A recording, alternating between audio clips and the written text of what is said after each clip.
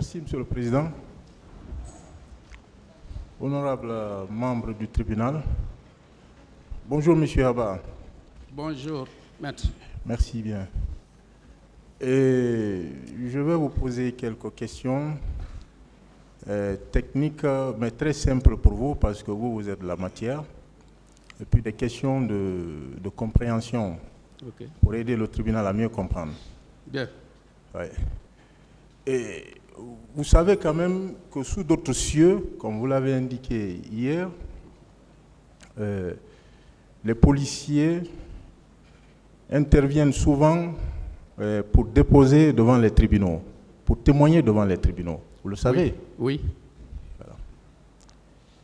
Et est-ce que vous savez que le droit, ce qu'on appelle le droit du contre-interrogatoire, ce que nous faisons ici, nous de la défense, Oui. est-ce que vous savez que c'est un droit sacré pour l'accusé? Bien. Merci. Et est-ce que vous savez que le contre-interrogatoire que nous sommes en train de mener vise tout simplement à tester votre crédibilité? Vous, en tant que témoin, ce que nous menons, les questions que nous vous posons, ces questions visent à tester votre crédibilité. À travers la manifestation de la vérité. Évidemment. Oui. Oui. Est-ce que vous savez que, parce que vous avez été cité par le parquet, que notre objectif est d'affaiblir, atténuer ou détruire les preuves du parquet? Ça, je ne le sais pas. Ça dépendra de vous. Ah bon? Je ne le sais pas. Est-ce que vous savez par ailleurs que nous sommes, nous, de la défense, Oui. Notre objectif, autrement, c'est de rechercher les éléments de preuve qui sont favorables à l'accusé, aux accusés. Puisque vous le défendez. Merci bien. À cet effet, à titre simplement illustratif, Oui. en tant que témoin de la poursuite, Oui. vous avez vu Elhadji Cellou Dalein Diallo dans le véhicule de colonel Moussa Thiebolo Camara. Oui. Voilà. Et alors, si vous venez ici apprendre que le colonel est poursuivi pour non-assistance à personne en danger, ça va être quoi votre réaction? Vous avez vu Elhadji Cellou Dalein Diallo, vous avez échangé avec lui, alors qu'il était blessé. Le colonel le conduisait à l'hôpital. C'est ce colonel qui est dans le box des accusés pour non-assistance à personne en danger. Qu'est-ce que moi je dis? Oui. J'ai demandé au colonel Thiebolo où il partait avec ses blessés. Et il m'a dit qu'il les amène aux soins, plus précisément à la clinique Pasteur. Oui. C'est ce qu'il m'a dit. Oui. Maintenant qu'il est poursuivi pour non-assistance à personne en danger, est-ce qu'il n'y a pas une contradiction par rapport à l'acte qu'il a posé ce jour-là et la poursuite dont il fait l'objet? C'est à la Cour d'apprécier. Merci, monsieur le directeur. Vous confirmez que lorsque le général Ansoumane Camara vous a appelé, vous l'avez rejoint immédiatement, toute affaire cessante? Oui. Ça vous a pris à peu près combien de minutes? Parce que vous étiez au camp Samori pour le rejoindre au carrefour de Donka. Ça vous a pris à peu près combien de minutes? La rue était déserte. Oui. Il n'y avait pas question d'embouteillage. Oui. Je pense qu'on peut se faire idée que le tout ne pouvait pas dépasser 10 minutes. 10 minutes. Oui. Et lorsque vous êtes arrivé à ce niveau, oui, au carrefour de Donka, vous confirmez que c'est là que vous avez trouvé le général Ansoumane Camara? C'est là que je l'ai trouvé sous le baobab et avec les éléments qui l'accompagnaient. Voilà. À ce niveau, est-ce que vous avez trouvé le colonel Moussa Tchebro Camara? Non. Voilà. Donc, vous avez pris la direction du stade. Oui. C'est au niveau de la Fondis que vous avez croisé le chemin de colonel Moussa Tchebro Camara. Oui. À ce niveau, vous étiez toujours avec le général Ousmane Camara? Quand je les ai demandé de me suivre, il a fallu l'embarquement et pour me suivre.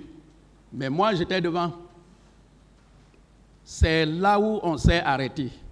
Quand le colonel Tchebro m'a signalé, je me suis arrêté. Je suis descendu de mon véhicule. Venir échanger avec lui. C'est pendant ce temps qu'est arrivé le général Ansoumane avec ses hommes. Voilà.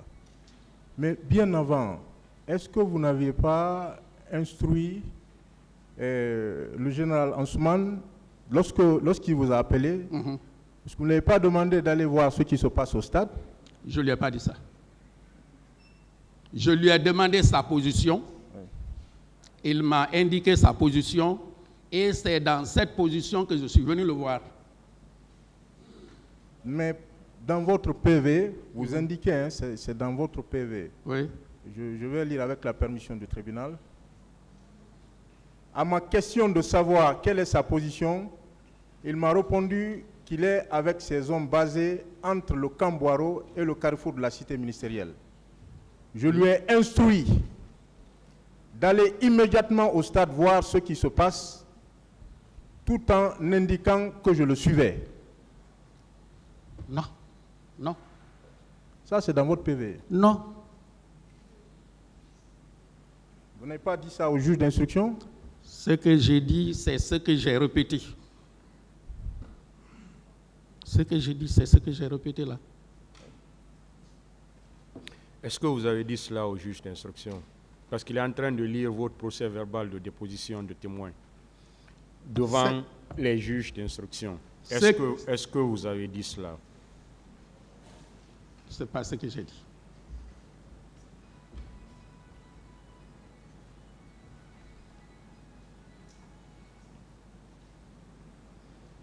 Je continue. Ok, merci, Monsieur le Président.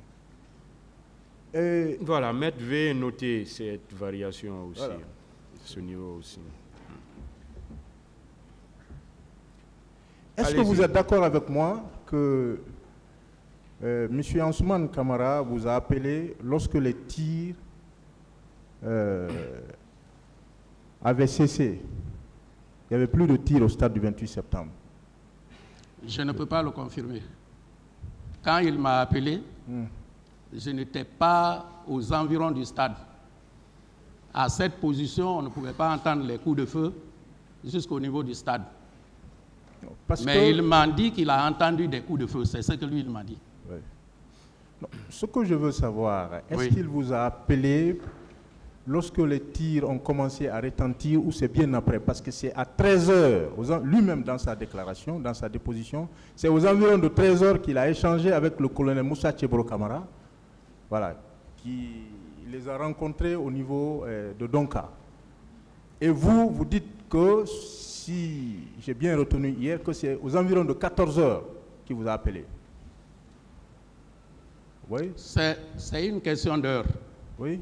De toute façon, vous demandez si je suis d'accord avec vous que c'est après les tirs qu'il m'a appelé. Oui. C'est cette précision-là que je ne peux pas donner parce que je n'étais pas sur les lieux. Et vous confirmez qu'aucun véhicule ne suivait celui de colonel Moussa Tchebro Camara lorsque vous l'avez croisé?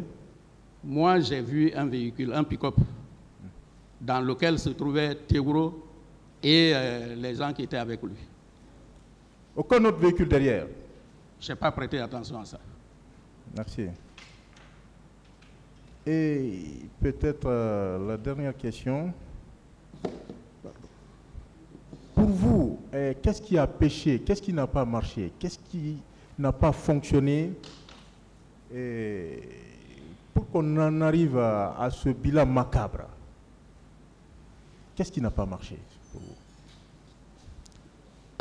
J'ai commencé hier mes interventions en faisant la présentation de l'état des lieux que j'ai trouvé. Et c'est la cause de ces défaillances, de ces manques de moyens qui ont fait que le dispositif prévu n'a pas fonctionné en tant que tel. Et puisque le dispositif là n'a pas fonctionné parce que les moyens n'étaient pas là, les gens qui étaient mis sur place ont été dominés par la force des manifestants. Je crois que c'est ce qui n'a pas marché et c'est pourquoi on a abouti à ce qu'on a vu. Il ne me reste qu'à vous remercier pour la clarté de votre propos, la sincérité, l'intégrité, l'impartialité, bref, la crédibilité de votre déposition. Je vous remercie. Merci.